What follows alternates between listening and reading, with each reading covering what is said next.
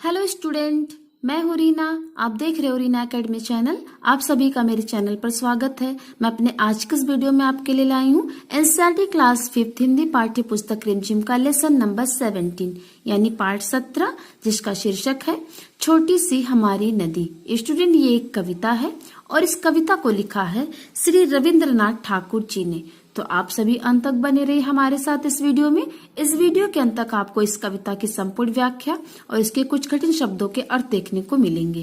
तो आइए हम कविता को पढ़ते हैं और उसके कुछ कठिन शब्दों के अर्थ समझते, उसकी व्याख्या को समझते हैं। छोटी सी हमारी नदी टेढ़ी मेढ़ी धार, गर्मियों में घुटने भर भिगो कर जाते पार। पार जाते ढोर डंगर बैलगाड़ी चालू, ऊंचे हैं किनारे इसके पाट इसका ढालू। तो स्टूडेंट, धार मतलब नदी का बहाव, घुटने यानी पैर का जो घुटना होता है उसको, ढोर डंगर यानी जो जानवर होते हैं जो नदी में आते हैं, नहाते हैं, पानी पीते हैं, उसको ढोर डंगर बोलते हैं। बैलगाड़ी आप सबको पता है, जिस गाड़ी को बैल के आगे नाधा जाता है, इसको गाड़ी को चलाने के लिए बैल का यूज किया जाता है, उसको बैलगाड़ी बोलते हैं। पाट होता है, यानी पाट मतलब होता है जो नदी का किनारा। ठीक है, अब आगे पढ़ लेते हैं। पेटे में झकाझक बालू, कीचड़ का न नाम, कांस फूले एक पार, उजले जैसे घाम। तो कांस जो नदी के किनारे एक प्रकार की घास जैसी होती है, उसको कांस बोलते हैं। घाम यानी धूप को बोलते हैं। अब आगे है, दिन भर किचपिच करती मैना डार डार, रात को हुआ कर उठते सियार। किचपिच मैना की आवाज को उसमें कहा गया है। डार डार यानी डाल को बोला गया, पेड़ की डाल को। हुआ ये सियार, जो जंगल में रहने वाले सियार होते हैं, उनकी आवाज को हुआ उसकी आवाज रहती है ना। अमराई दूजे किनारे और ताड़वन, छाहो बामन टोला बसा है सघन। अमराई यानी आम का जो बगीचा होता है उसको अमराई बोलते हैं। दूजे किनारे नदी के दूसरे किनारे पर अमराई है, आम के बगीचे हैं, ताड़वन है। छाहो बामन टोला, छाहो मतलब इन अमराई जो होते आम के जो बगीचे, उसके छाए में बामन मतलब ब्राह्मण यानी पंडितों का टोला बसा हुआ है। सघन यानी बहुत ही घना। कच्चे बच्चे धार कछारों पर उछल नहाले, गमछो पानी भर अंग अंग पर ढाले। कच्चे बच्चे यानी छोटे छोटे बच्चों को कहा गया है। धार कछारों यानी नदी के धार में, नदी के किनारे पर नहाते हैं उछल कर। और अंग अंग मतलब बदन पर पानी डालते हैं। कभी कभी वे सांझ सकारे निपटा कर नहाना, छोटी छोटी मछली मारे आंचल का कर छाना। तो सांझ सकारे मतलब शाम के समय, आंचल मतलब साड़ी का किनारा या फिर किसी भी दुपट्टे का किनारा, उसको आंचल बोलते हैं। बहुवे लोटे थाल मांजती, रगड़ कर रेती यानी मिट्टी, कपड़े धोती घर के कामों के लिए चल देती। जैसे ही आषाढ़ बरसता, आषाढ़ यानी एक जो मंथ है, महीने का नाम है आषाढ़। भर नदियां उतराती, मतवाली सी छूटी चलती, तेज धार दन्नाती मतलब बहुत तेज चलती। वेग और कलकल के मारे उड़ता है कोलाहल, गंदले जल में घिरनी भंवराती है चंचल।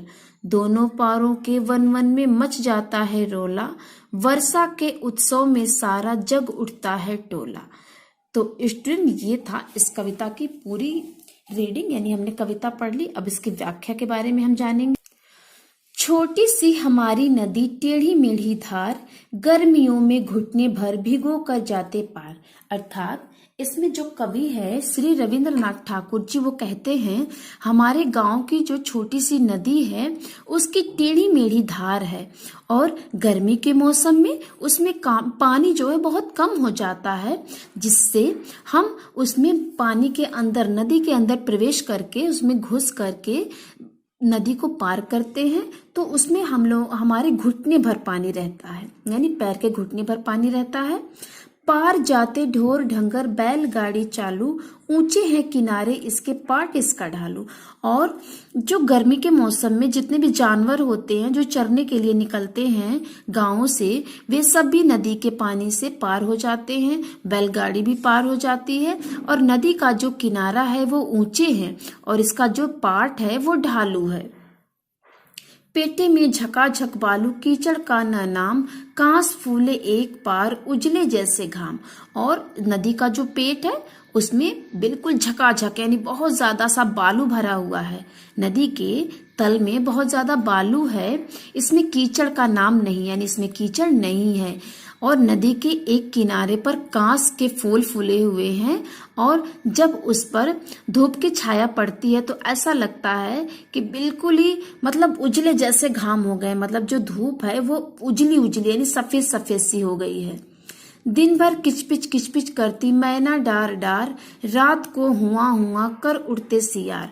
और नदी के किनारे किनारे जो पेड़ की डाल पर मैना किचपिच की आवाज में गाती रहती है और रात को नदी के किनारे सियार जो है हुआ की आवाज करते हैं। अब आगे है, अमराई दूजे किनारे और ताड़ वन, छाहो छाहो बामन टोला बसा है सघन। यानी इन पंक्तियों का अर्थ है, नदी के दूसरे किनारे पर अमराई यानी आम के बगीचे हैं और ताड़ के वन हैं यानी ताड़ के पेड़ का वन है। और इन पेड़ों के छाए में ब्राह्मणों का टोला यानी पंडितों का टोला बहुत ही घना सा बसा हुआ है। कच्चे पच्चे धार कछारों पर उछल नहाले, गमछो पानी भर भर अंग अंग पर ढाले।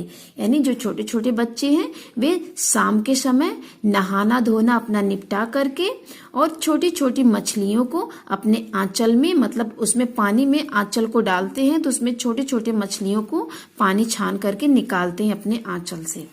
बहुएं लोटा थाल मांजती, रगड़ रगड़ कर रेती, कपड़े धोती, घर के कामों के लिए चल देती।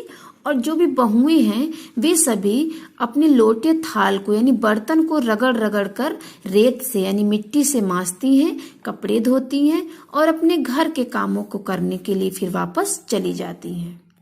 जैसे ही आषाढ़ बरसता भर नदियां उतराती, मतवाली सी छूटी चलती तेज धार दन्नाती।